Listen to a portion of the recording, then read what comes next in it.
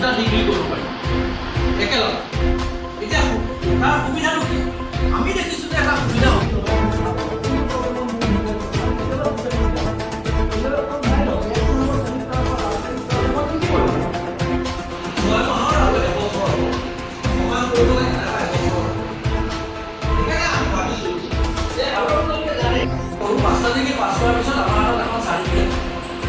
কিন্তু যদি আমি লাষ্টৰ ছেমিষ্টাৰত অৰ্থাৎ থাৰ্ড ছেমিষ্টাৰ নাইবা ফিফ্থ ছেমিষ্টাৰত যদি আমি আপোনাৰ ডিটেইলখিনি ডিপাৰ্টমেণ্টৰ কৰি তাৰ যিটো ছাইড থাকে ছাইডতে আপোনাৰ ষ্টাডি চেণ্টাৰটোৰ নাম, আপোনাৰ ষ্টাডি চেণ্টাৰটোৰ ক'ৰ্ডিং ইউনিভাৰ্চিটি ৰেজলিউশ্যন ল'লে ছেকেণ্ড ইউনিভাৰ্চিটিখনত যাবৰ কাৰণে মাইগ্ৰেশ্যন চাৰ্টিফিকেট ল'ব।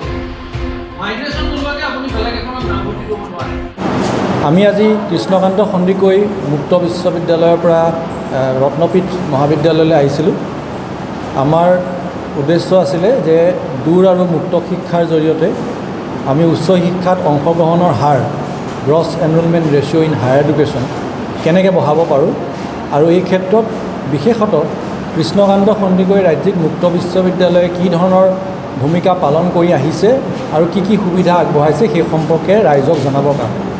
আৰু অতি আনন্দিত যে ৰত্নপীঠ মহাবিদ্যালয় কৰ্তৃপক্ষ উদ্যোগত আমি এখন খুব ভাল সভা অনুষ্ঠিত কৰিলোঁ। আমি মূলতঃ তিনিটা কথাৰ ওপৰত গুৰুত্ব দিছোঁ।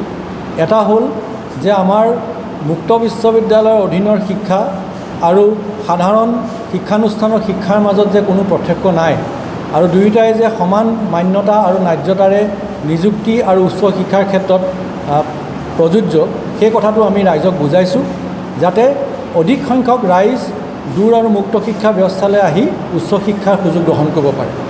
দ্বিতীয় যিটো কথা আমি উল্লেখ কৰিছোঁ সেইটো হ'ল যে আমাৰ বিশ্ববিদ্যালয়ে নতুন শিক্ষানীতিৰ উদ্যোগত কি কি সা সুবিধা আগবঢ়াইছে, কি ধৰণেৰে বিভিন্ন টেকন'লজিকেল মিডিয়ামৰ যোগেদি ছাত্ৰ ছাত্ৰী শিক্ষাৰ্থীসকলক তেখেতসকলৰ উচ্চ শিক্ষা লাভত সহযোগ কৰিছে, সেই সম্পৰ্কে ৰাইজক অৱগত কৰা।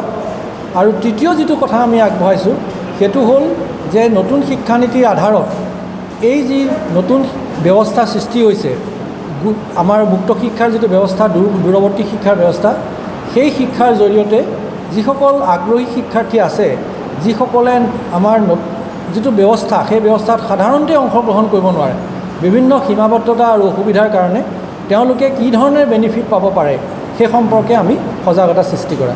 মূলতঃ এই তিনিটা উদ্দেশ্য লৈ আমি এই সভাখন অনুষ্ঠিত কৰিলোঁ আৰু আমি ৰাইজৰ বিপুল সঁহাৰি পাইছোঁ।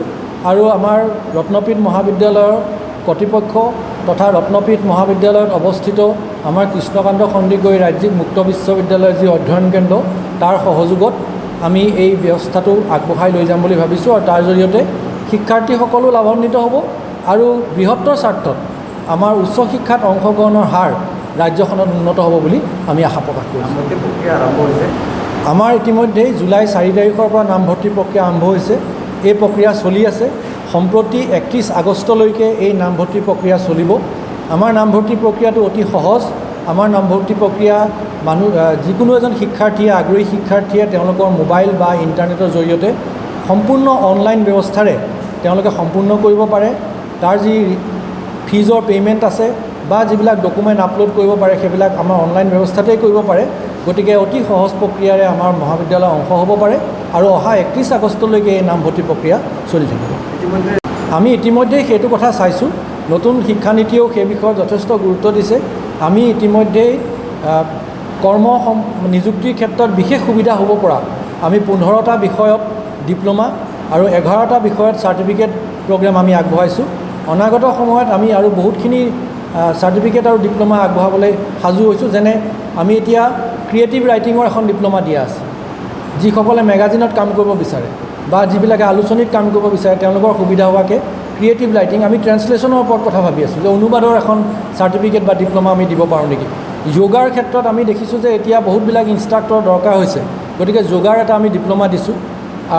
আমি লগতে বিভিন্ন ধৰণৰ যেনে নাৰ্চাৰী মেনেজমেণ্ট, যে আমাৰ ইতিমধ্যে সভাত কথাটো ওলাইছিলে যে নাৰ্চাৰী মেনেজমেণ্ট, অৰ্গেনিক এগ্ৰিকালচাৰ এইবিলাকৰ ক্ষেত্ৰত ক্ষুদ্ৰ চাহ খেতিয়কৰ সহায় হোৱাকৈ T management, T cultivation and management এইবিলাকৰ চাৰ্টিফিকেট আৰু ডিপ্ল'মা আমি দিছোঁ। আৰু ইতিমধ্যে আমি জনাবলৈ পাই সুখী হৈছোঁ যে এতিয়া UGC আৰু AICTE উদ্যোগত আমি NCTE অৰ্থাৎ নেশ্যনেল কাউন্সিল ফৰ ভকেশ্যনেল এডুকেশ্যনৰ লগত আমি যোগাযোগত আছোঁ আৰু তেওঁলোকে আমাক আমাৰ বিশ্ববিদ্যালয়সমূহক স্বীকৃতি দিব এৱাৰ্ডিং আৰু এছেছমেণ্ট বডি হিচাপে আমি তাৰ প্ৰচেষ্টাটো আছোঁ আৰু অনতিপলমে আমি আৰু বহুতবিলাক কৰ্মসংস্থাপনৰ অভিমুখী ডিপ্ল'মা চাৰ্টিফিকেট দিব পাৰিম বুলি আমি আশা কৰিছোঁ।